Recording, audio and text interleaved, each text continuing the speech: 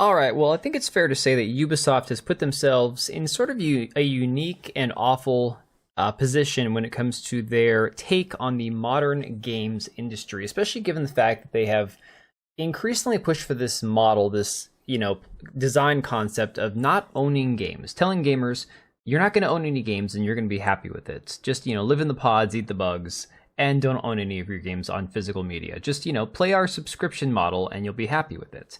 So this was an article that came out from Games Industry Biz back in January, featuring this guy who, by the name of, I believe it was Philip Tremblay, the director of subscriptions at Ubisoft, essentially saying and explaining why it's such a great idea to just, pay for Ubisoft Plus, pay to stream your games, and not own any physical media. Don't worry, nothing can possibly go wrong with that, right?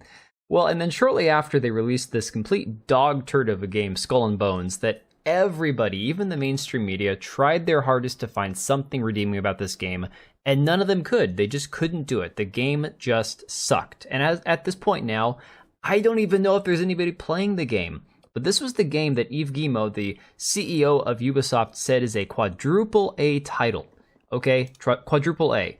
And then, of course, when all of the Assassin's Creed Shadows Yasuke situation kind of blew up, he decided to go out of his way to call the gamers racist and call people, a bunch of malicious, evil, racist people who are just giving, gamers a bad name, essentially, and saying that this is nothing but a bunch of, bigoted minority of people online that have nothing better to do with their time but complain about a black person in a video game. It's the same kind of crap we've heard from the mainstream media. Well, of course, now we've seen recently the Assassin's Creed subreddit promising to ban anybody complaining about the historical inaccuracies surrounding Yasuke and the portrayal of this semi-historical character in Assassin's Creed Shadows. And last but not least, when it comes to Assassin's Creed Shadows, it's been brought back up in a lot of articles between Bounding into Comics and that Park Place Today that Thomas Lockley doubled down in an interview that he did discussing his involvement with Ubisoft and Assassin's Creed Shadows, saying that he had absolutely nothing to do with Assassin's Creed Shadows. Nothing. He says, I had no involvement whatsoever, which is an absolute lie because there's an interview from, I want to say it was an Xbox interview with Thomas Lockley discussing his involvement with the title itself. Of course, he has to point out that he's like, I'm seeing a nice, uptick in my book sales again, which feeds back into the idea that he was only editing those Wikipedia articles back in started back in 2012. I think he's been editing them for a while, trying to push the narrative that he's created around this character. So again, Ubisoft just dropping one gigantic steaming pile of crap after another this year. That brings us to Star Wars Outlaws, which comes out in just about 1 month. And just like Assassin's Creed Shadows, it's supposedly one of these fantastic quadruple A titles like Skull and Bones that their starting price is $70 and you could pay up to $130 for this game. Okay, and of course they're trying to name drop. This article from that Park Place discussing how they're trying to compare this game to a Ghost of Tsushima type title. I am not even kidding. That's what they're trying to say has inspired this game, because somebody was trying to say, oh, it reminds me of Red Dead Redemption, just, in space with Star Wars characters. And they're like, well, actually, it's more of a Kurosawa type thing. It's more Ghost of Tsushima. And I'm not seeing it.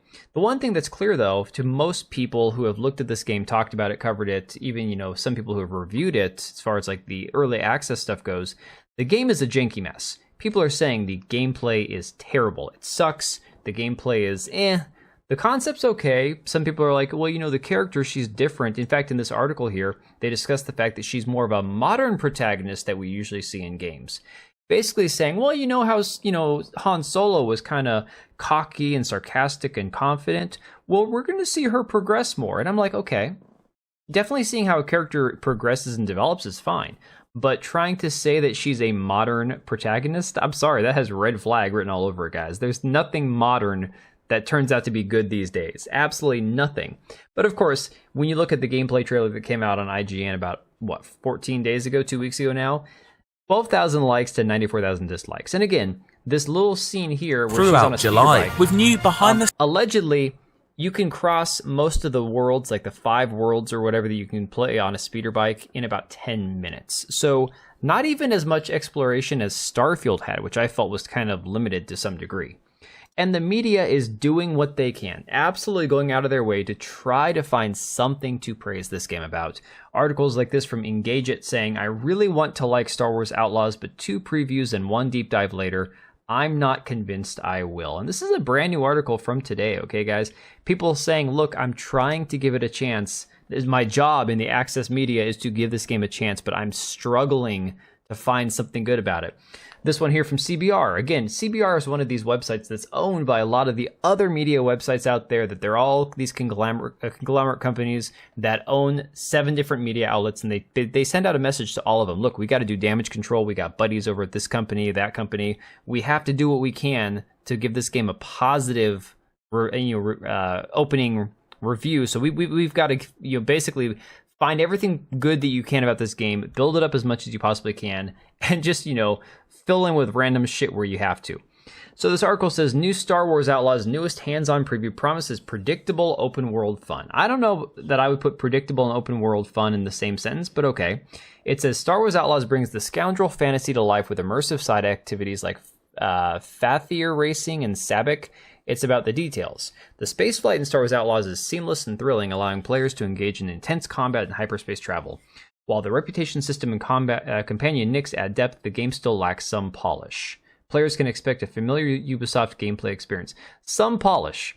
This is exactly the verbiage that The Verge used about Flintlock, a game that currently has a anemic player base that is just, abandoning the game in droves. But I saved the best for last. Here's the best one.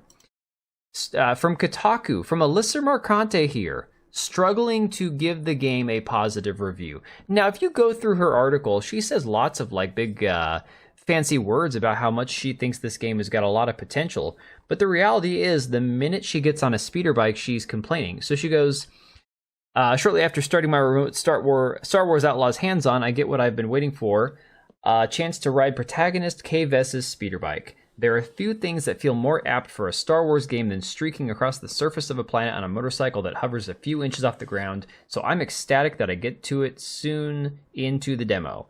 But then I actually drive it, and it's as unwieldy as a shopping cart with a 650cc moto engine strapped to it, and I sigh. The potential.